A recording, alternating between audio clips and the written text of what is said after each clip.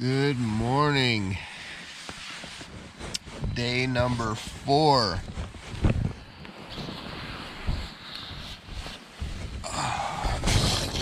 Last night I slept very good.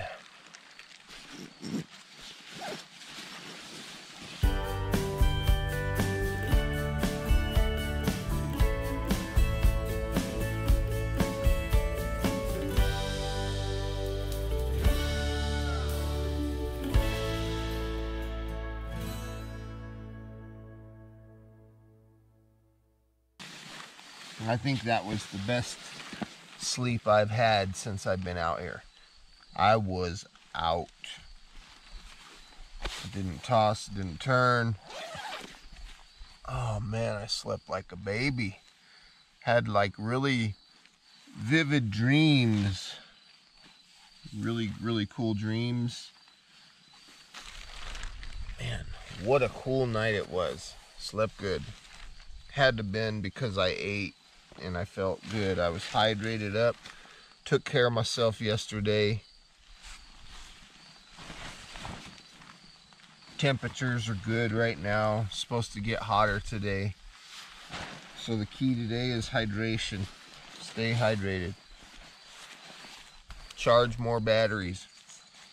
This bed was really comfortable.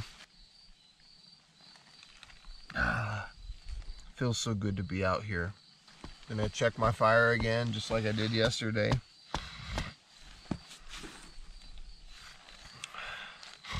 I'm thirsty.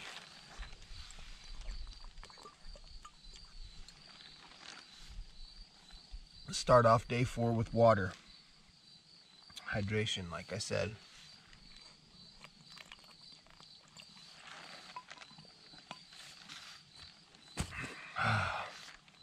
Man, I like this area, this spot. I'm looking on the ground and I see all the little bits and pieces of cotton from the cottonwood trees. That stuff. It's pretty crazy.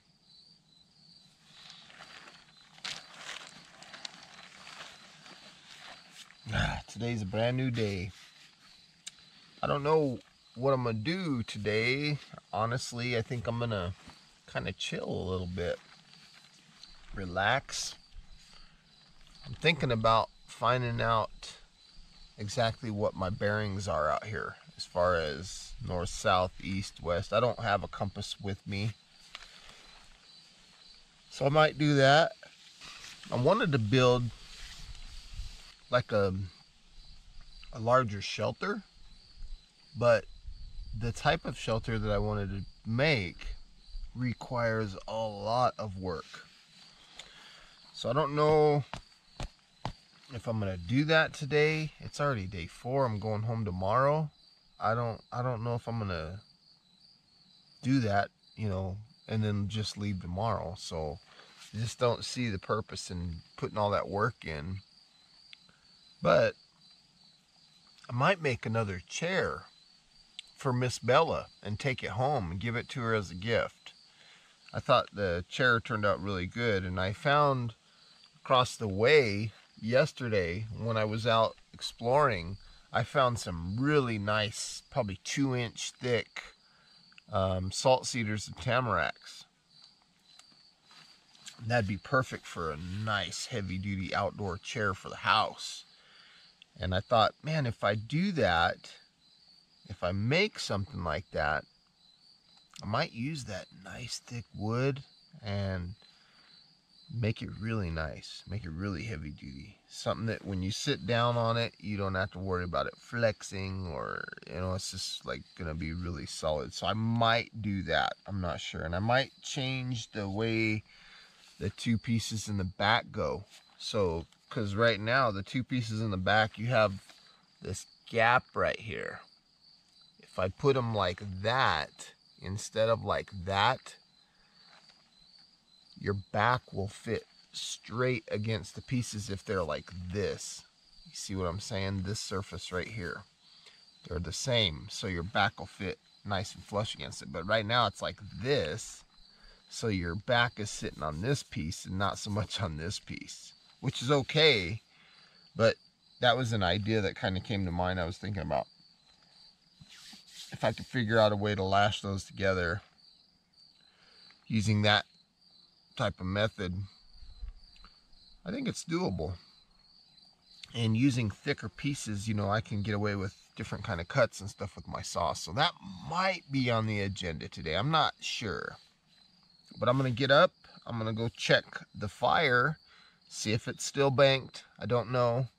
I didn't really put a lot of effort into it yesterday. I just kind of, after eating, I was like food comatose. And I wanted to lay down. Got up in the middle of the night, went pee, not to the bathroom. I peed. And I peed a lot. It seemed like I was peeing forever. So I'm definitely hydrated. I'm going to try to keep that going on. And one thing I noticed yesterday is I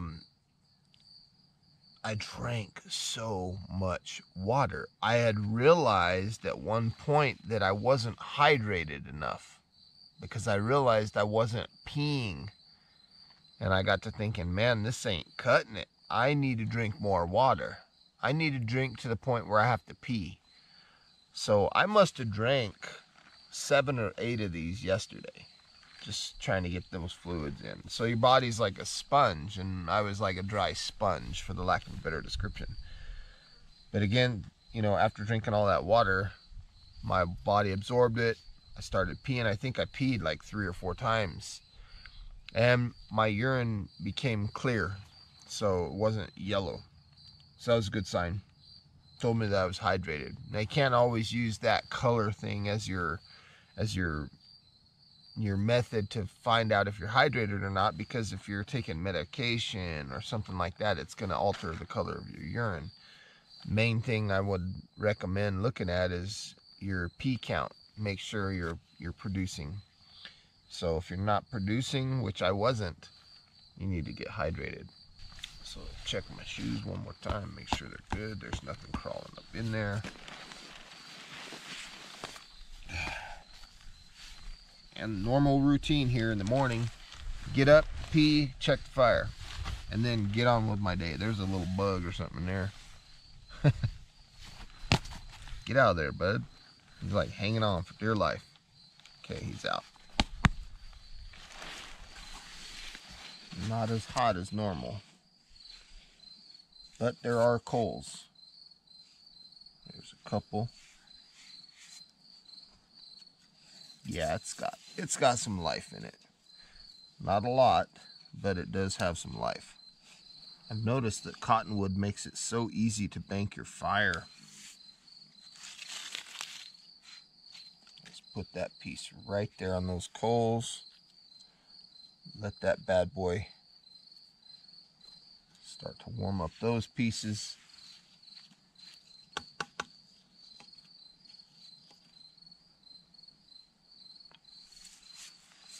Put some air to it. I just want it to start smoking a little bit.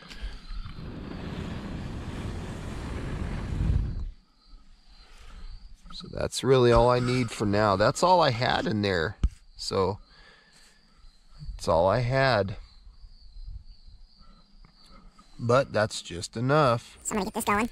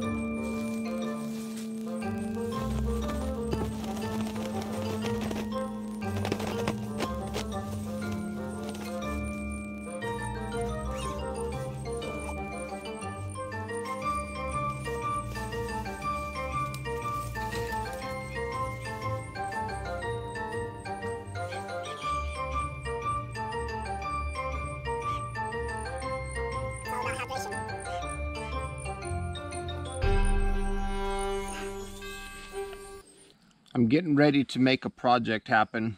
What I want to do is I want to find my bearings, north, south, east, west, basic navigational bearings. Now I know that the sun coming up from that direction, I know that that's an eastwardly direction, and I also know that behind me is a westwardly direction. Based on being here, sun comes up on that side, goes down on that side. But what I want to do is I want to make it even more precise. I want to figure out exactly, according to the sun, where north, south, east, and west are.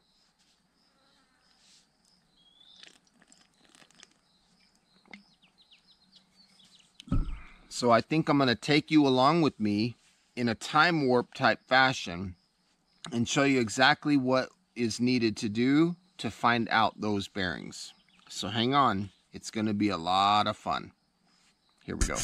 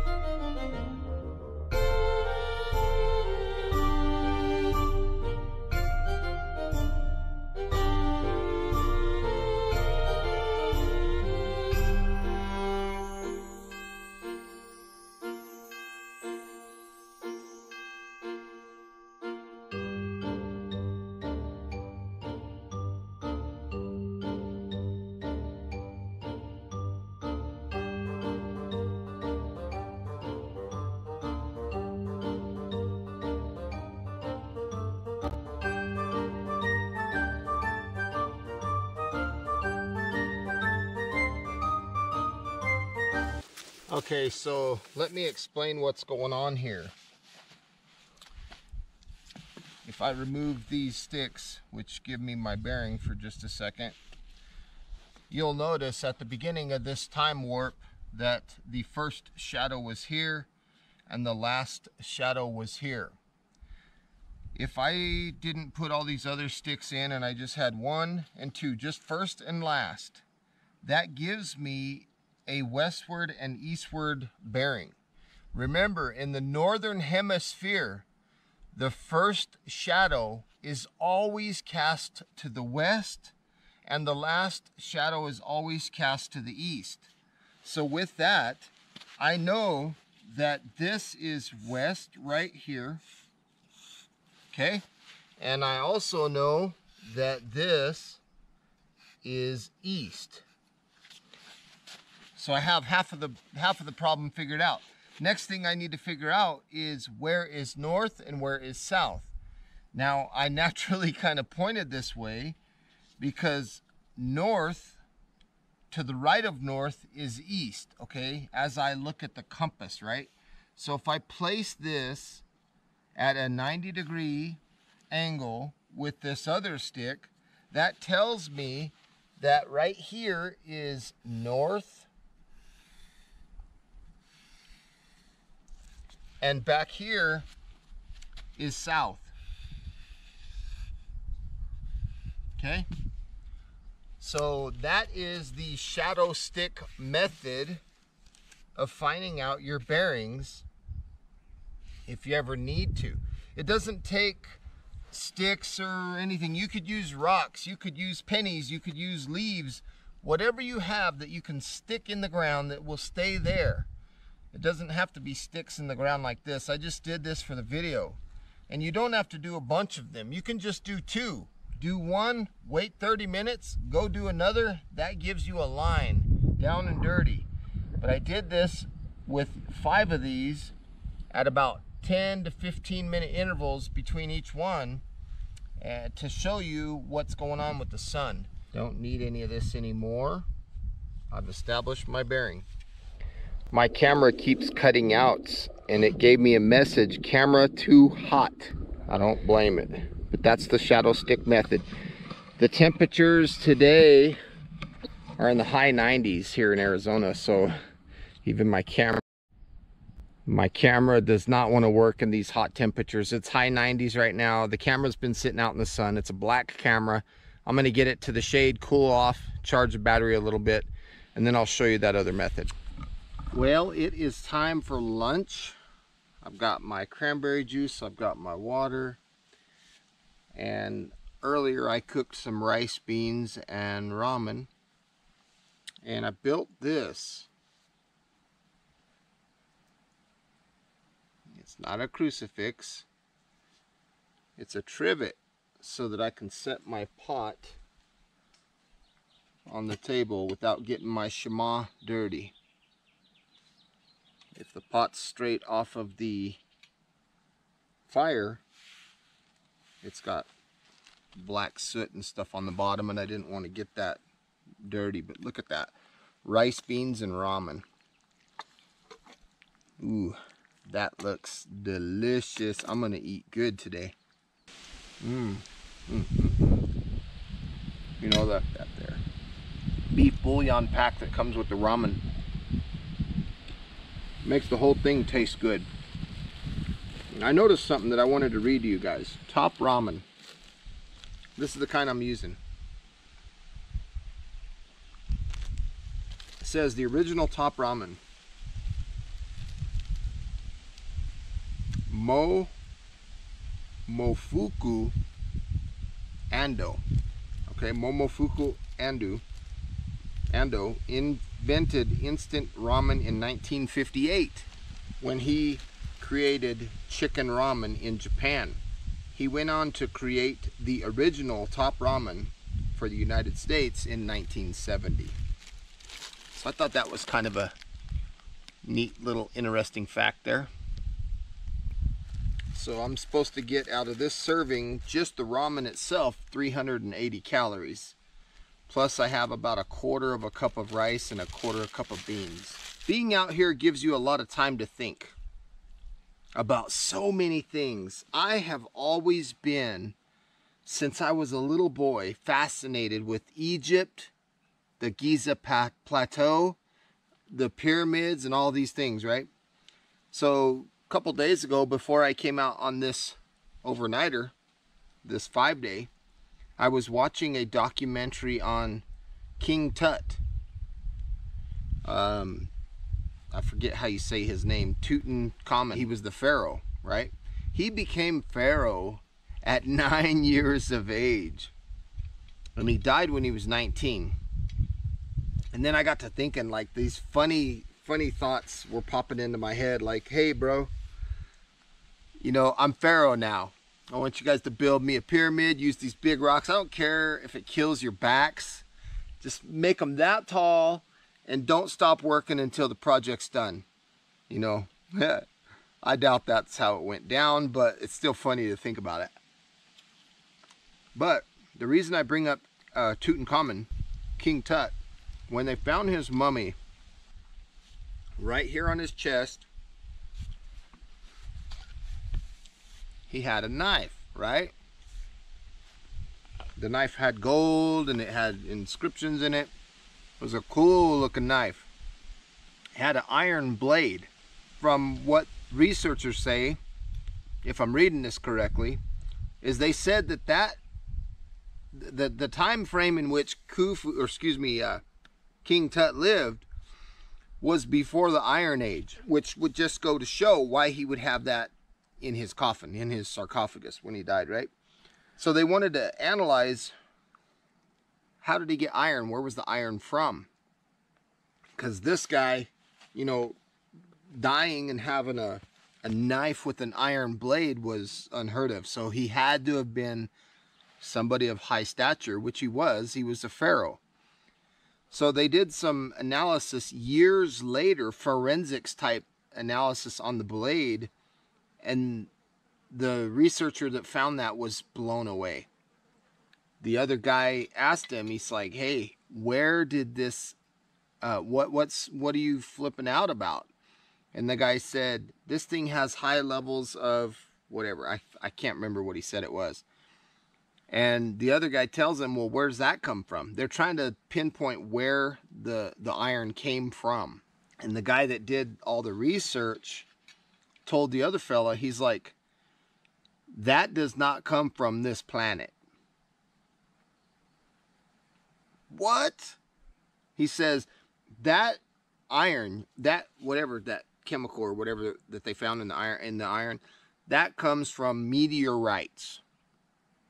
It had to have been a celestial type. I don't know, it's just crazy. And it makes you think, how were the pyramids built?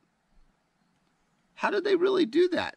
Where did they get those rocks? Crazy. It's just crazy. I would love to go to Egypt and just check it out and see what's... They got a museum over there, and I'm so intrigued by that stuff.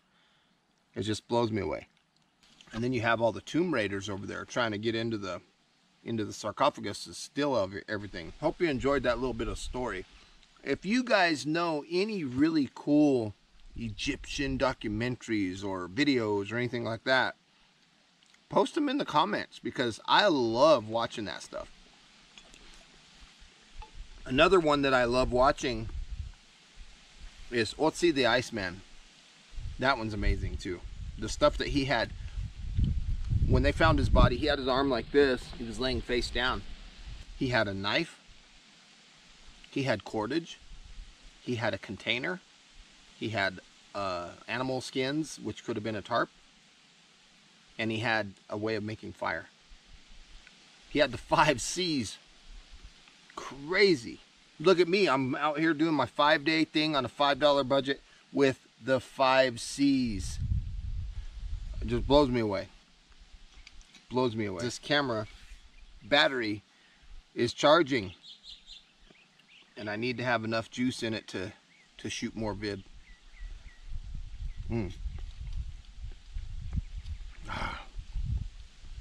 That ramen is delicious. Rice and beans and ramen. Couldn't ask for a better meal out here.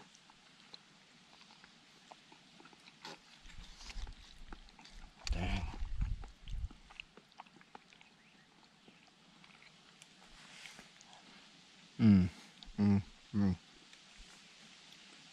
That's where it's at right there. Yeah, life is good. Right away, right after you eat, this is the best time, whether it's out here or at home. Best time to clean your pot is right after you eat. If you let that bad boy sit, everything's gonna harden and get crusty, and it's gonna be a pain in the rear. So get you a little bit of water. Just use your fingers. Get the sides of the pot clean. Doesn't take too much effort. And or you can leave it alone and just put your food in it for the next meal. And then you got this stuff left over. Either way, whatever you choose to do, but this is what I do. It works pretty good, and it's pretty simple. The key is, like I said, get it done right after you eat. Don't wait. Then you have a nice little broth. And drink the broth.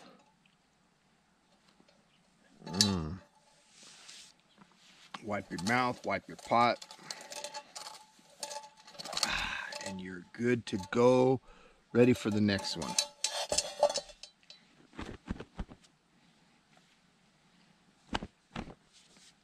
Don't look at me funny.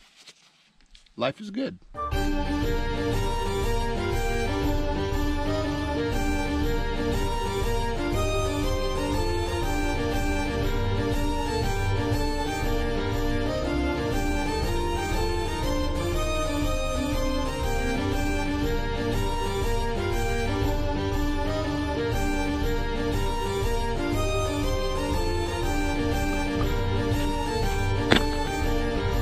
This next method is much simpler. But you still need a north, south, east, west stick. You still need a hammer, and you still need a stick. But if you look at my stick and you see the shadow all the way back over there, I want to bring my stick till the shadow is gone. Okay, so you see that? I want to bring it to the point where the shadow is gone and insert it in. So that's the perfect starting position for this next method. Now you want to make sure that nothing's going to come along and mess with this stick. So you see right there how there's no shadow at all around that stick. Everything is gone. That's why they call this the shadowless stick method. You can watch the shadow grow.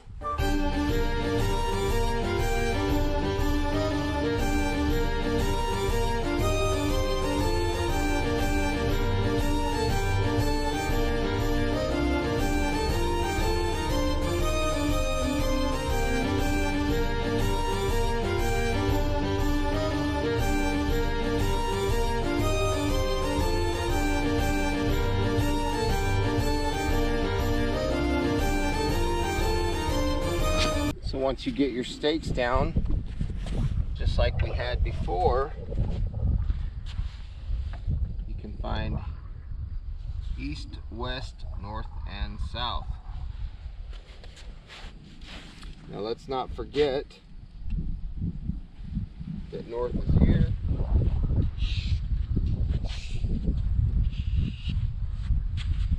East is here.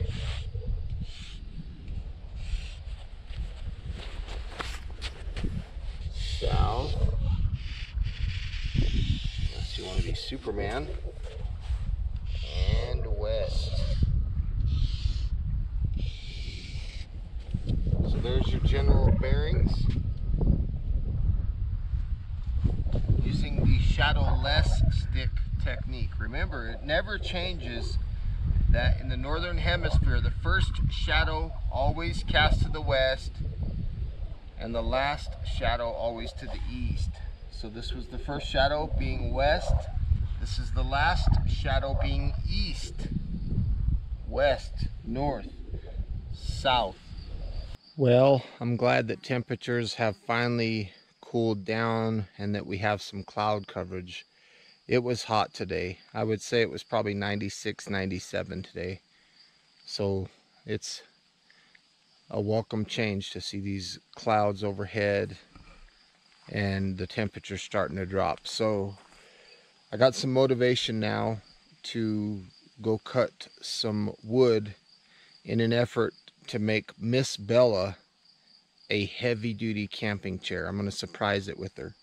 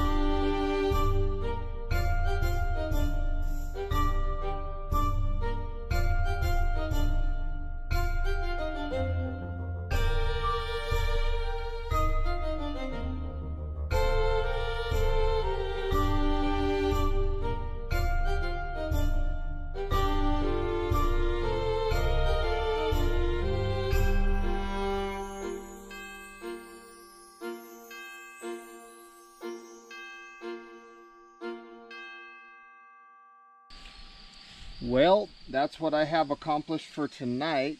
I'm not finished, but I'm running out of daylight. I'll finish this thing in the morning. It is turning out nice. I like it. Very heavy duty. I made some added features here on the back that I didn't do on the other one. I put a couple pieces as a temporary on there because I wanted to see what the back felt like. How far back did your back feel? And this feels really good. It was too far forward at first, and then it was too far back. And man, that was a lot of cutting.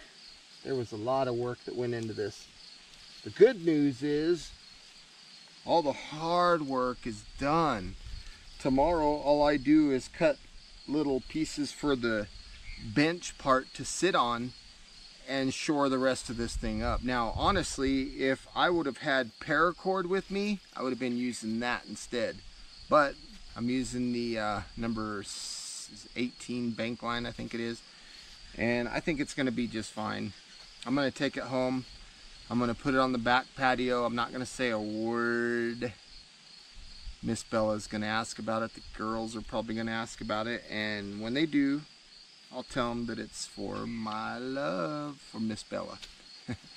So today, gosh, oh, what a beautiful day. It was a good day. I stayed hydrated. Day 4 was a hot day. Tomorrow's going to be day 5. Tomorrow's going to be break my camp, get out of here. It's going to be hotter tomorrow. There's a chance that I might jump in the water tomorrow. Not this water, it's dirty, nasty water, but take a drive and go jump in some water. I might do that, might not. I'm not sure yet. We'll see how I sleep, how I feel. The temperatures right now are phenomenal. It is definitely t-shirt weather. Probably still in the 80s right now. It's warm, but it's definitely a lot colder than it was during the hot part of the day. So with all that being said, I like the way this is going. Couple little things left to do tomorrow, and then we'll be done. And I think Miss Bella's gonna like it. I really do. So with all that being said, folks, day 4 once again is in the books. We'll see you guys tomorrow. I love you all. Good night. Bye-bye.